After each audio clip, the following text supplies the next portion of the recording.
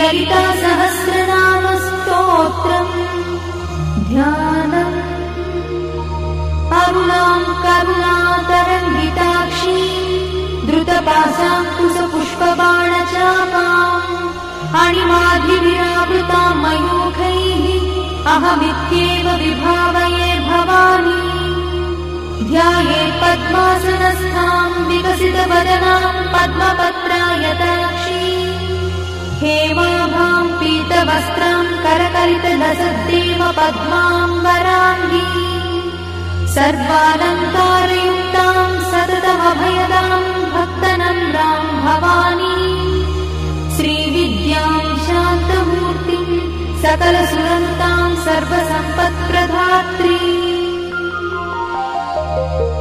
श्रीमाता श्रीमहाराज्ञी श्रीमत्सिंहासनेश्वरी।